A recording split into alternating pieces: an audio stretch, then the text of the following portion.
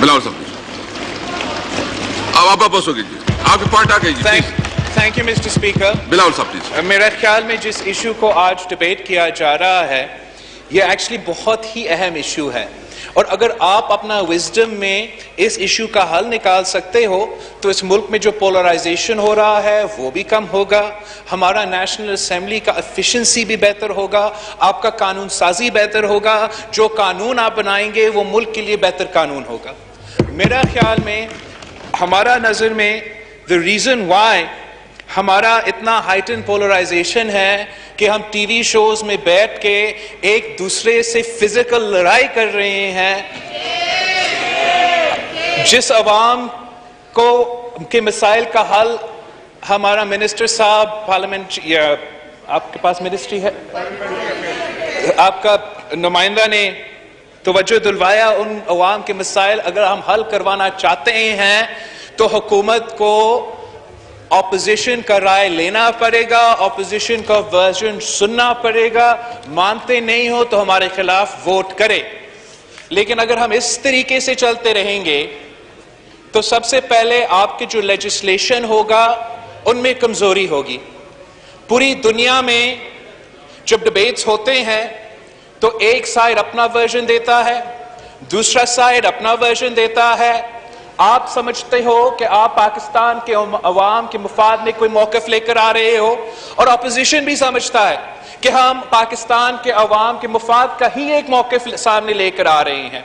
اگر ہم ایک دوسرے کی باتیں سنتے، اگر ہم if we actually listen to each other تو یہ شاید ممکن ہے کہ ہمارا لڑائی کے باوجود ہم ایک ایسا قانون لے کر آئے جس میں حکومت کا اچھا پوائنٹس ہو، جس میں اپوزیشن کا اچھا پوائنٹس ہو، اور وہ پھر جو قانون بنے گا وہ پاکستان کے عوام کا مسائل واقعی حل کر سکیں گے. اگر آپ ہم سے ہمارے حقوق چھینیں گے، آپ ہمیں بولنے نہیں دیں گے، آپ ہمیں بل پڑھنے نہیں دیں گے، آپ سٹینڈنگ کمیٹیز میں بھی زبردستی بل کو پاس کروائیں گے، اور یہاں لے کے سٹینڈنگ کمیٹی ایک فورم ہے اور نیشنل اسمبلی ایک دوسرے فورم ہے.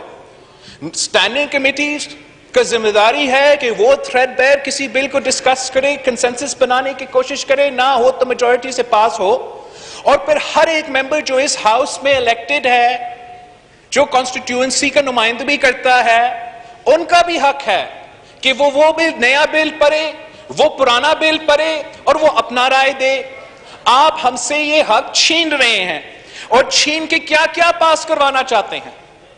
آپ الیکٹورل آرڈیننس کے نام پہ، الیکٹورل امینڈمنٹس کے نام پہ الیکٹرانک ووٹنگ مشینز لے کر آنا چاہتے ہیں. وہ قانون ہوا بھی نہیں اور آپ نے وہ مشینز منگوایا بھی ہے.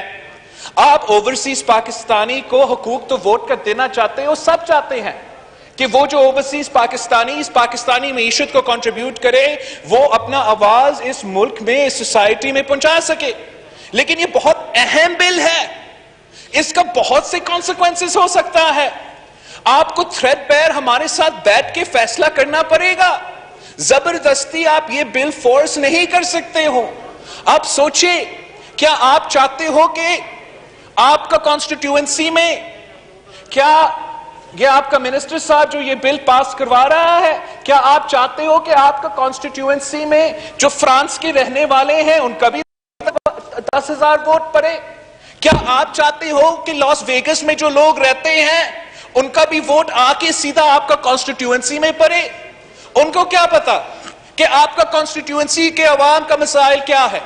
ان کے اپنے مسائل ہیں، ان کے اپنے ایشوز ہیں، ان کے اپنے مشکلات ہیں.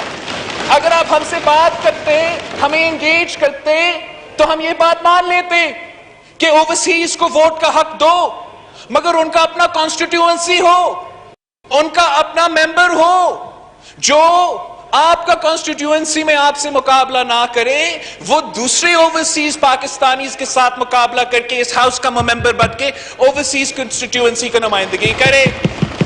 اگر آپ نے الیکٹورل ووٹنگ کی طرف جانا ہے تو کیا آپ کے پاس، آپ اپنے ہاتھ کو دل پہ رکھ کے یہ کہہ سکتے ہیں کہ بھارت یہ وائرسز کے تھرو اور آئی ٹی کو استعمال کر کے ہیک کر کے ہمارا الیکشن ریزلٹس کو میں گڑبڑ نہیں کریں گے. اگر آپ نے ان چیزوں کا تحفظ دلوایا ہے تو آپ ہمیں بتائیں, لیکن اگر آپ ہم سے وہ بولنے کا وقت چھینیں گے, وہ پڑھنے کے وقت چھینیں گے, تو ہم آپ کو یہ پوائنٹس بھی نہیں ریز کر کے آپ کے سامنے رکھ سکتے ہیں. آپ نے اگر کلبھوشن یادو کو NRO دینا ہی تھا تو آپ نے آرڈیننس کے تھرو کیوں دیا؟ آرڈیننس جو آپ نے رات کے اندھیروں میں پاس کیا تھا, اگر جیسے منسٹر صاحب کہہ رہا ہے کہ آپ کو کنسنسس چاہیے تھا تو کنسنسس ایسے بنتا نا اسپیکر صاحب کہ منسٹر صاحب ادھر بھی آتا ادھر بھی آتا, کہتا یہ پاکستان کا مفاد کا ایشو ہے, پاکستان کا سوورینٹی کا ایشو ہے, ہم سب ایک ہو کے اس کو پاس کریں. مگر آپ نے ایسے نہیں کیا. آپ نے رات کے اندھیروں میں ایک آرڈیننس نکالا, آپ نے کلبھوشن کو وکیل دلوانے کی کوشش کیا.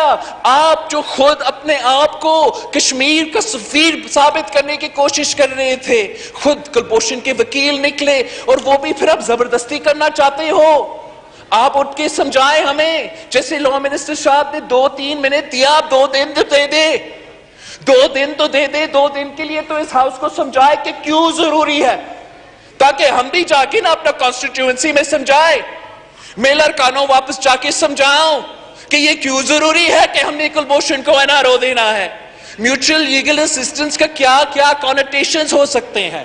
یہ میریٹائم بل جو ہے, یہ جو بھی چاہے وہ بلوچستان سے تعلق رکھے یا سندھ سے تعلق رکھے, جو بھی ماہی گیر ہے جو پورٹ سے اور ان چیزوں سے افیکٹ ہو جاتے ہیں, ان کا حق ہے کہ ان کا رائے بھی لیا جائے. تو آج میں آپ کا تنقید نہیں, آپ سے اپیل کر رہا ہوں کہ آپ اپنا طاقت استعمال کریں, آپ رولنگ دیں کہ آپ رولز کو سسپینڈ نہیں کریں گے.